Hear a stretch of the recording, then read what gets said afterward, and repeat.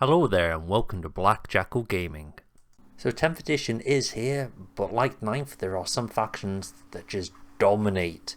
So we've had the meta for the last couple of months has been almost specifically Eldar.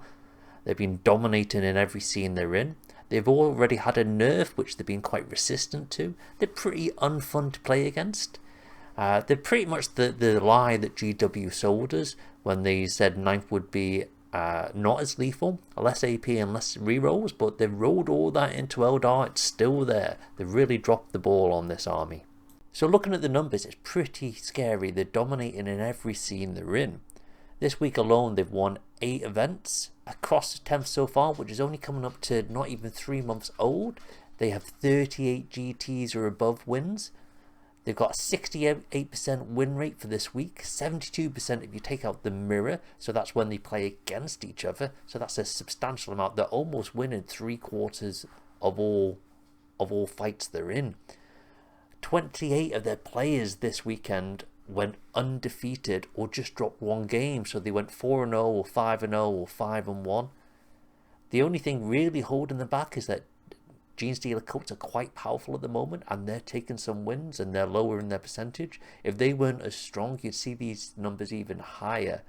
And even though they hit a big nerf on the Titans with the rules to Strands of Fate and how towering operates, they're still able to pump out a ridiculous amount of devastating wounds, and their profile is just good into every other profile in the game. So why are they so good when other armies such as Death Guard are really struggling in 10th edition? Well, most armies went into 10th edition and they lost a lot of their AP, a lot of their higher value attacks, the damage. Instead of having 20 attacks, they'd have 14. So everything went down. The lethality across all the other armies really decreased. But the Eldar army, they kept all their AP, all the damage. They have a substantial amount of high strength weapons that also have multiple shots.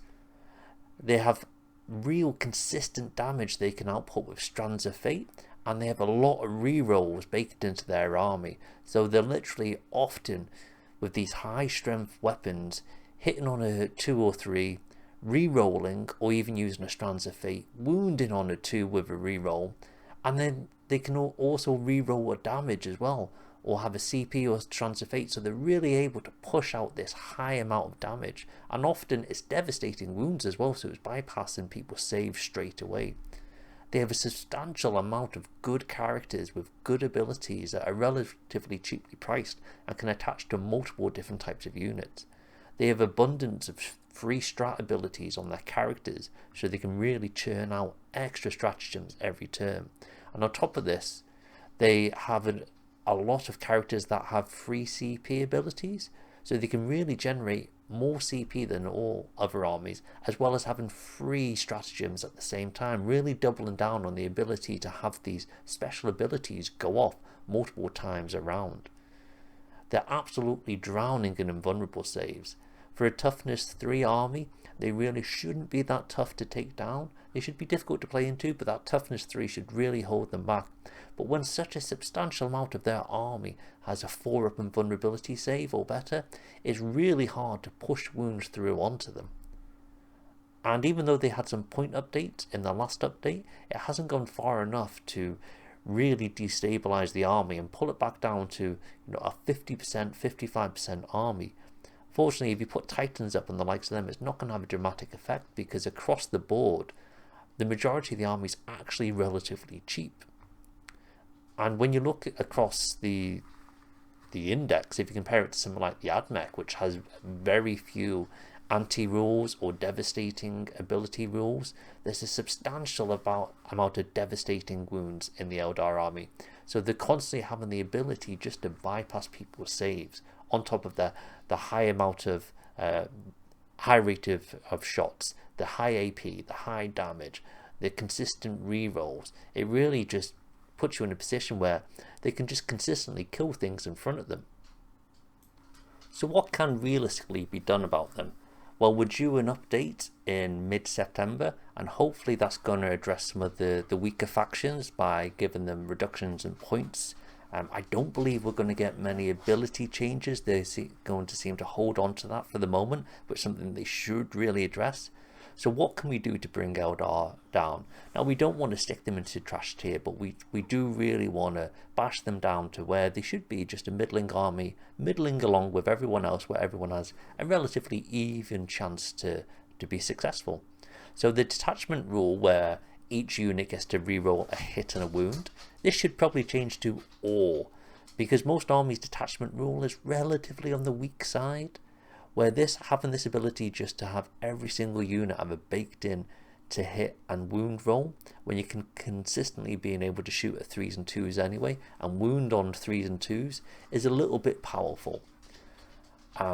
Then you've got across the board, they probably need to lose 1 to 2 AP on the majority of their weapons. Like all other armies, they lost a lot of their AP, and they become quite standard as 0 AP or -1 AP. And then your more powerful weapons will get 2 to 3, maybe 4 at a push. Whereas Eldar have 9th level AP, where the standard -1 and -2 AP for most of their weapons. The medium weapons are -3, and then the tough weapons are -4 and 5. It's too much AP baked into an army that can consistently put out a high rate of fire and consistently put damage through anyway. They need points increases across the board. I think Titans probably do need to go up again. I'm not a big fan of Titans in 40k. I don't think they really belong in 2,000 point games. They probably need to go up by another 20, 30, 40 points.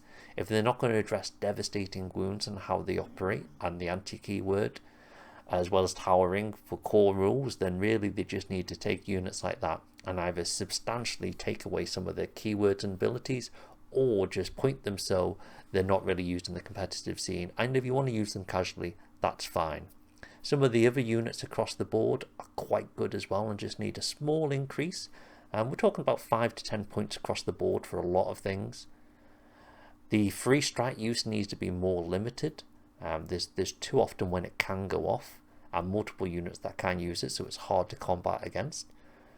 And they have a substantial amount of devastating keywords throughout the army, especially in comparison to some armies that have very little. And when you can combine that with the amount of anti-keywords, when you're getting devastating wounds through on a 2, 3 or 4, it can significantly harm the ability of another army to even combat this army. So across the board, they need to look at and really hone into which one of these units and characters need the devastating wounds, and where it's just being added for effect and can really be taken away, and the unit still be a plausible unit to be taken in the competitive scene. Thank you for watching the video. If you have any comments, then pop them below in the comment section. If you enjoyed the video, then please hit the like button, as it greatly helps the channel. Hit the subscribe button to see any future Warhammer content. Take it easy, and see you next time for more grim darkness from the 41st millennium.